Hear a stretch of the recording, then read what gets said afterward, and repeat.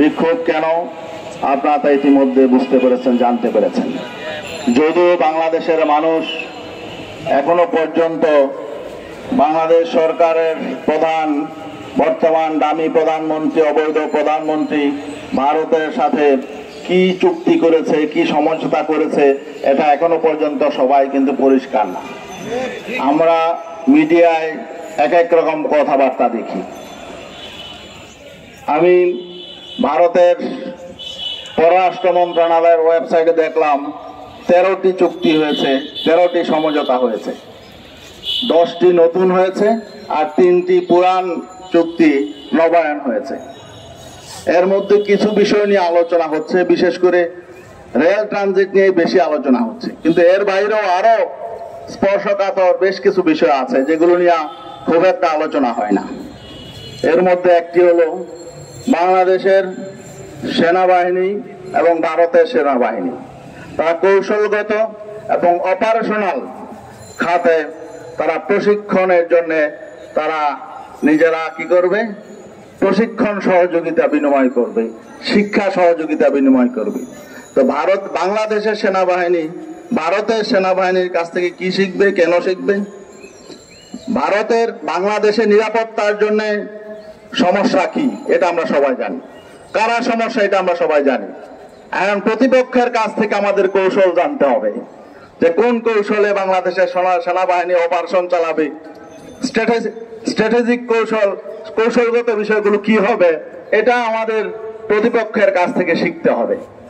আর একটা বিষয় হলো বাংলাদেশের পুলিশের অফিসাররা ভারতের কাছ থেকে প্রশিক্ষণ নেবে, 350টি স্লটে প্রশিক্ষণ হবে। এই যে বিষয়গুলো, এগুলো কেন? কারণ হলো বাংলাদেশের কেমন সরকার হবে, কারা ক্ষমতায় টিকে থাকবে, এটা ভারতের দ্বারা নির্ধারিত হয়। আর বাংলাদেশের সরকার টিকিয়ে রাখে সেনাবাহিনী আর পুলিশ। এজন্য জনগণের প্রয়োজন নাই, জনগণ কোন দিকে যাবে প্রয়োজন নাই। সেনাবাহিনীকে প্রশিক্ষণ দিবে, পুলিশকে প্রশিক্ষণ দিবে। ভারতের চিন্তা, ভারতের পরিকল্পনা বাস্তবায়নের জন্য আর কিছু প্রয়োজন নাই। ভারত দীর্ঘদিন যাবৎ চাচ্ছিল একটা করিডোর। আমরা কানেক্টিভিটির বিরুদ্ধে নই, আমরা ভারতের বিরুদ্ধেও নই। ভারত আমাদের প্রতিবেশী, আমরা প্রতিবেশীর সাথে সুসম্পর্ক চাই। সেই সুসম্পর্কটা হবে সমমর্যাদার ভিত্তিতে। একটা স্বাধীন সার্বভৌম রাষ্ট্র আর একটা স্বাধীন সার্বভৌম রাষ্ট্রের সাথে যেমন সম্পর্ক থাকে, সমমর্যাদার সম্পর্ক, আমাদের সেই সমমর্যাদার সম্পর্ক থাকবে। আমরা তো আপত্তি নেই, আমাদের কানেক্টিভিটিতেও আপত্তি নেই। ভারতের সাথে আমাদের ট্রেন যোগাযোগ আছে, এখনো আছে। আর ভারতের সাথে আমাদের সড়ক পথে যোগাযোগ এখনো আছে, নৌপথে যোগাযোগ আছে। আমরা তো সেই কানেক্টিভিটির বিরোধিতা করছি না। আমাদের দেশ থেকে রেলপথে মানুষ ভারত যাচ্ছে, ভারত থেকে আসছে, তাই না? সড়ক পথে যাচ্ছে, আসছে, আমরা এর বিরোধী নই। কিন্তু তারা কি চাচ্ছে? তারা চাচ্ছে আসলে করিডোর। আজকে আমাদের দেশের মন্ত্রীরা এক একজন এক এক রকম কথা বলে। আমাদের তথ্যমন্ত্রী একটা ব্যাখ্যা দিলেন, এই চুক্তিকে সামনে রেখে বলেছেন অনেক ধরনের ফজিলত উনি বয়ান করলেন। কি বললেন? যে এই রেলের মাধ্যমে আমরা কি বাংলাদেশ থেকে নেপাল যাব, ভুটান যাব, এই সমস্ত কথা বললেন। মিথ্যা কথা। চুক্তিতে কোথাও নেপাল ভুটানের কথা নেই। আছে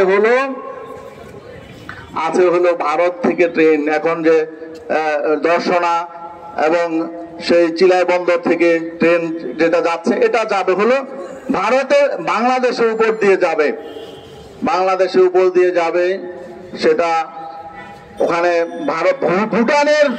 ভুটানের নিকটবর্তী একটা স্টেশন আছে ভারতের, দলিগাঁও নাকি দালাগাঁও একটা স্টেশন, সেই পর্যন্ত যাবে। তো সেখানে ভুটানের কথা বলে, ভুটান যাবে না, নেপালও যাবে না, যাবে ভারত থেকে এসে আবার বাংলাদেশের ভিতর দিয়ে ভারতের একটা অঞ্চল থেকে আরেকটা অঞ্চলে যাবে। এটা তো করিডোর। আমরা এটার বিরোধিতা করছি। কেন বিরোধিতা করছি? কারণ একটা স্বাধীন সার্বভৌম রাষ্ট্র আরেকটা রাষ্ট্রকে তার ভিতর দিয়ে করিডোর দিতে পারে না। আমরা দীর্ঘদিন যাবৎ আমরা 3 বিঘা করিডোর আমরা পাই নাই, অঙ্গরপোতা দহগ্রাম যাওয়ার জন্য আমরা পাই নাই, দীর্ঘদিন পর্যন্ত আমরা পাই নাই। অতএব ভারতকে এই করিডোর দিচ্ছে, আবার বিভিন্ন সমচুক্তি করছে, আমাদের সেনাবাহিনী আমাদের পুলিশদের ব্রেন ওয়াশ করার জন্য নানাবিধ চুক্তি করেছে। কেন করছে এগুলো? কারণ শেখ হাসিনা আজকে অসহায়, তার এসব চুক্তি ছাড়া ক্ষমতায় টিকে থাকার কোনো সুযোগ নাই, কারণ ভারত তাকে ক্ষমতায় এনেছে। অতএব ভারতকে সন্তুষ্ট রাখতে হবে, ভারতকে সন্তুষ্ট রাখতে হবে। আপনি যদি এমন হয়, আজকে শেখ হাসিনাকে আমরা পরামর্শ দিতে চাই, আপনার যদি ভারতকে আপনি ক্ষমতায় থাকার জন্য ভারতকে যদি সন্তুষ্ট করতে হয়, তাহলে আপনি ক্ষমতা ছেড়ে দিন। কারণ বাংলাদেশের মানুষ দেশকে ভালোবাসে, দেশের ক্ষতি হোক এটা চায় না। কারণ আপনি দেশের ক্ষতি করে ক্ষমতায় থাকবেন, এটা তো হতে পারে না। আপনি ক্ষমতা ছেড়ে দিয়ে চলে যান, আপনাকে দেশের মানুষ চায় না। দেশের মানুষ আপনাকে ক্ষমতায় বসায় নাই, দেশের মানুষ আপনাকে বর্জন করেছে।